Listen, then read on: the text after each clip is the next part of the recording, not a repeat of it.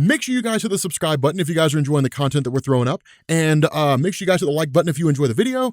And yeah, let's begin.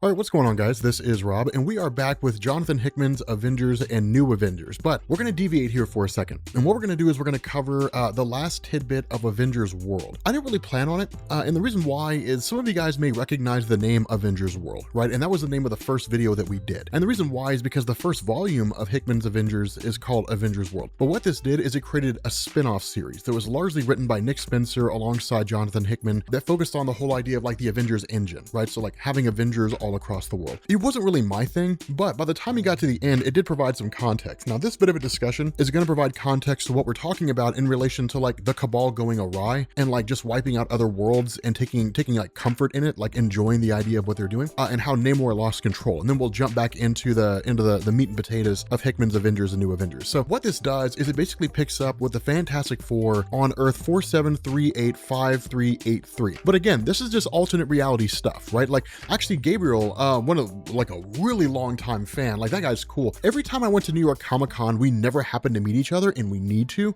I don't even know, Gabriel, do you have a RobCore ring? If you don't, like you should have gotten one a long time ago.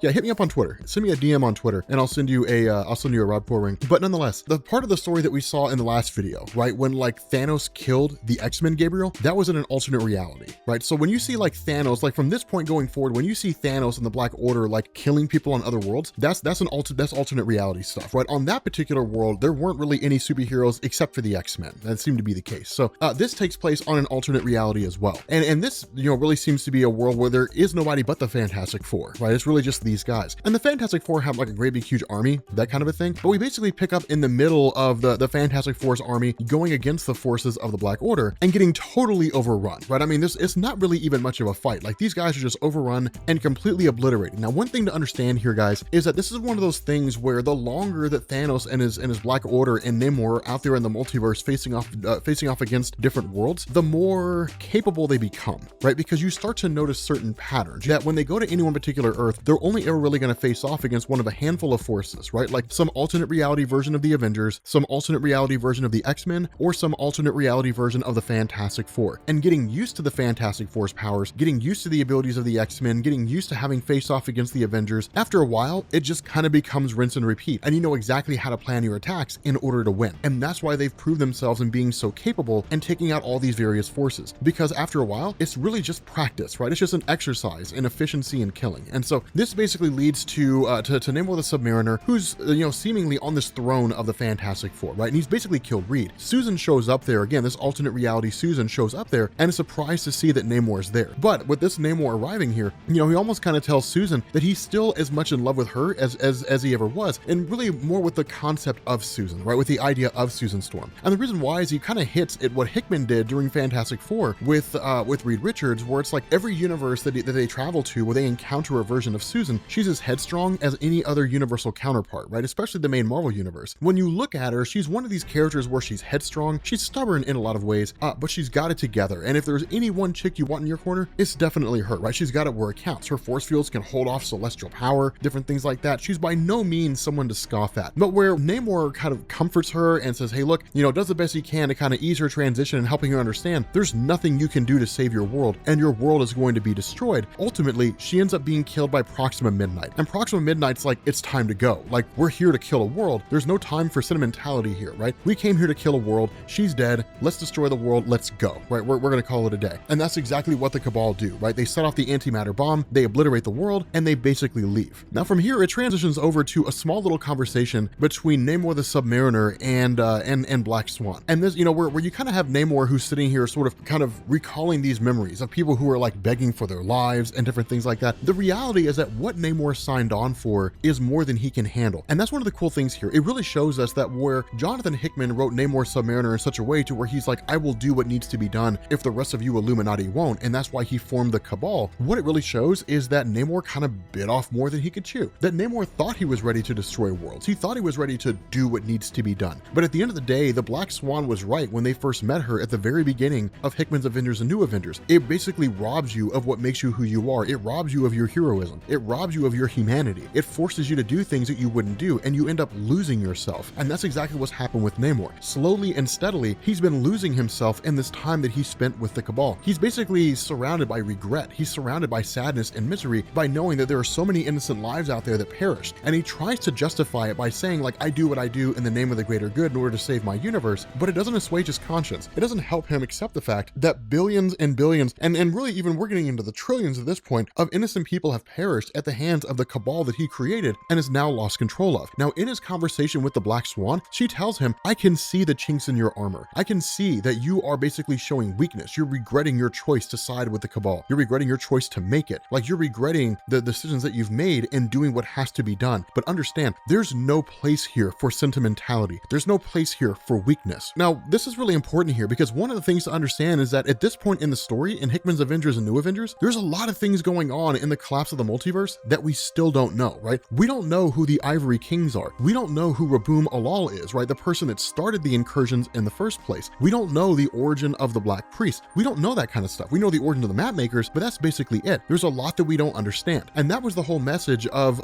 Black Swan. The great wheel turns. Raboom Alal will get his due. Like, Raboom Alal will be satisfied in the destruction of these worlds. There's no room for weakness here. Understand, you signed on for this. And if you don't believe that you can handle this, then we will kill you, right? Like, we'll destroy you and we'll continue on with what we have to do. It's so interesting to have a guy who sat down and said, I'm going to do what I feel like I must do, but at the same time ends up regretting it later on down the road, only to find out that those individuals who appear to be bloodlusted are actually picking up where he left off. It's intriguing to see. Now, this jumps to an alternate reality where you have the Fantastic Farm, right? And this is Earth number 287, blah, blah, blah, a whole bunch of random numbers. Anyway, this is an alternate reality here. And what this shows, and it's kind of interesting, we're not given a lot of context to this Earth. We're just given the Fantastic Farm, right? So Reed Richards is basically a farmer. He's still, an inventor. He still creates devices, and he's got some pretty advanced devices to help him tend to the yard, right? Because work smart, not hard, right? That's the best thing to do. But then he's suddenly met by the arrival of Namor the Submariner. And then you switch back to Thanos and company. And what we end up having, or at least what we end up finding out here, is that Namor had called them all together for a meeting. But when they arrive there, Namor's nowhere to be found. And when the question is asked, where's Namor at? Proxima Midnight responds, he apparently took off to that Earth 20 minutes ago. And that's when Thanos starts to freak out because it's like, what's going on here, right? Like, what is happening here? And so Thanos feels as though he's being made a fool of. Black Swan's watching on, realizing, okay, this is probably the moment when Namor is going to fall. And then once you end up having Thanos and his company showing up on this world, then Namor says, well, I scouted this place out ahead of time, right? I scouted this place out so that, I could basically save you the trouble. And he basically says, like, I've taken care of the bomb. I've taken care of everything. We can just leave now, right? Namor tries to, like, shoo them off the planet, basically, right? He tries to get them away. And initially, Thanos is like, no, you're going to deny the Cabal its tribute. And the response of Namor is yes. And he punches the crap out of Thanos. And so it's kind of a back and forth, and it's only really for a moment, right? It's, Namor punching Thanos, getting a couple licks in, and then Thanos overpowers him quite readily. And it even kind of makes this comment, I had forgotten, like, the thrill of a capable adversary, right? I've forgotten what it's like to face off against somebody who was on my level in different ways. And so what he does is he actually tells Thanos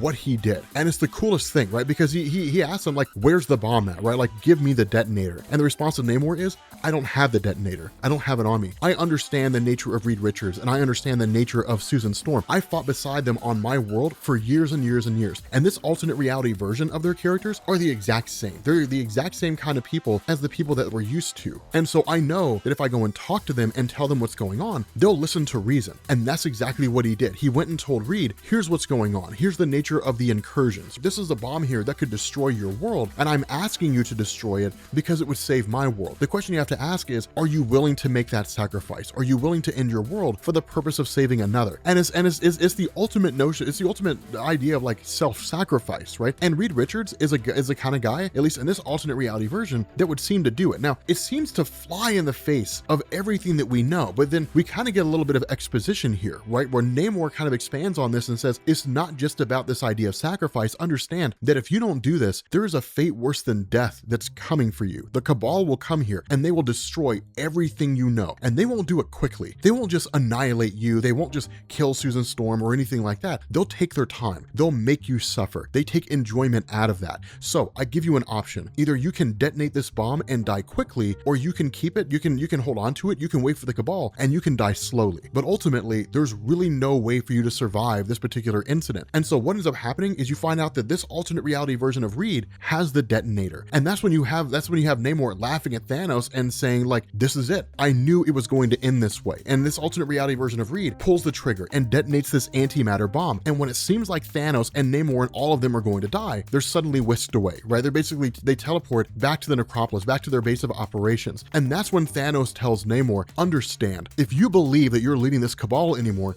you're not. And if you ever really believed you were leading it, you weren't. The only thing that you were leading is yourself down the path of self-lies. That's all you were doing, right? You were leading yourself down this primrose path. Understand, I am Thanos the Mad Titan. I am no one's servant. No one rules me. No one tells me what I will do. If I decide that I want to kill you, I will kill you. And so he says, if you get in the way of this cabal again, I will kill you. I will kill you where you stand, right? I will snuff your life out like that. And ultimately, you end up having Namor, who basically acquiesces. And that's what we kind of pick up with the idea of Namor seeking out Doctor Doom and also telling the Illuminati, the Cabal is beyond my control, right? They're beyond my ability to manage and maintain. Now from here, we switch over to the formation of the Multiversal Avengers team. And the funny thing about this is that this is the plan of Sunspot, but it's only one part of the plan, right? Sunspot's got a twofold plan here. The first is to basically form his own Avengers team, the Multiversal Avengers, which will go into the multiverse and then find the source of the incursions. But the second thing that he puts into motion is a plan to answer the question, what if we can't? Right? Like, what if it comes down to the fact that we have to destroy our own world in order to survive? Remember, that's one of the things that Black Swan talked about. Now, Sunspot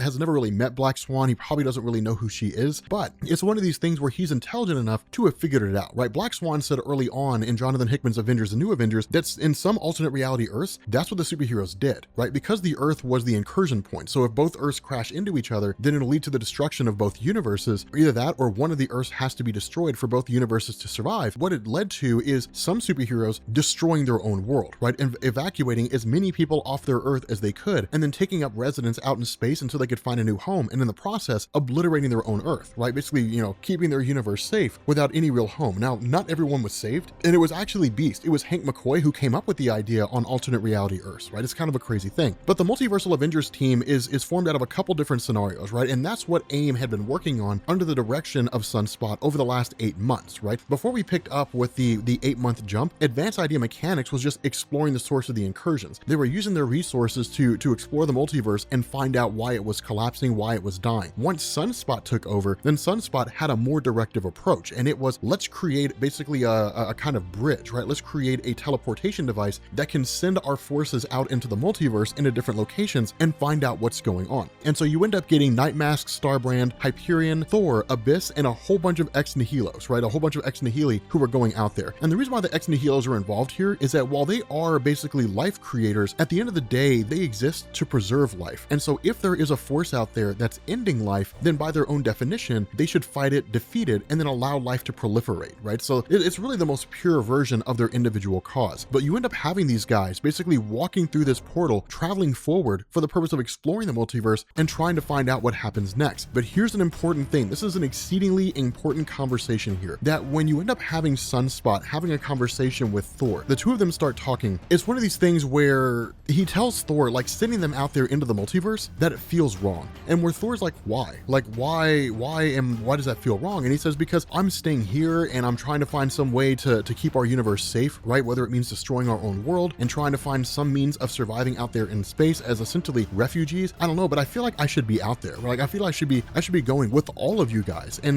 trying to save as many universes as I possibly can. But ultimately Thor says, we don't know what's out there and your mind is needed here. Your intelligence, your resources, they're needed here. And it's one of the things that Sunspot knows as well. It's safer for him to stay here because ultimately, if it doesn't work, if Thor and them go out there and there's no solution to be found, then it's like, okay, then we can rely on your plan. But Sunspot stops him and he says, look, man, you have to understand something. Like, you understand what this mission is, right? And he's like, there's no coming back from this. You guys are all going to die out there. Like, no matter what happens, you guys are going to die. If you find the source of the incursions, it's going to be unlikely that you can stop it. If you come across the Black Priests, you're probably going to die. If you come across the Ivory Kings, you're definitely going to die. Who knows what you're going to encounter? But understand, this is a one-way mission. There's no expectation of you returning here. And then Thor has like the best response ever. He says, yes, it is an end. But to die striking down the Great Destroyer, what would be better fitting of somebody like me, right? I'm Thor, the god of thunder. I will not die sleeping in my bed. I will not grow old and die of age. If I'm going to die, I'm going to die in the most honorable way possible. I'm going to die doing everything I possibly can to stop the incursions. It's the most Thor response that anybody could ever imagine. But here's the cool thing, right? Well, I'm not going to do any spoilers. I'm not going to spoil anything, but I will say this. Thor and Hyperion end up having what's probably the single greatest moment in the history of Marvel Comics. It is amazing. And if you guys know what I'm talking about, you guys know what I'm talking about. Like, don't spoil it. Please do not spoil it down in the comments. But it's amazing. It's like the coolest lines. Oh my God. It's like my favorite moment from the entirety of Hickman's Avengers, the New Avengers run. Well, almost. My favorite moment is what Hank Pym tells everybody, right? When Hank Pym gets back, that's my favorite moment. But that one and the one that comes up in the next video, I've got so many favorite moments, right? Like when the Illuminati set that hologram. You guys read the story? You know what I'm talking about? Like when the Illuminati create the hologram and you've got like Beast and Hulk playing chess. Dude, it's like the coolest thing ever. Like they start talking mad trash. It's the funniest thing. But yeah, so anyway, guys, we're gonna bring this video to an end. If you are new here to Comics Explained, make sure you guys hit the sub button to become part of the Rob Corps. If you guys enjoyed this video, make sure you drop a like, and I will catch you all later. Peace.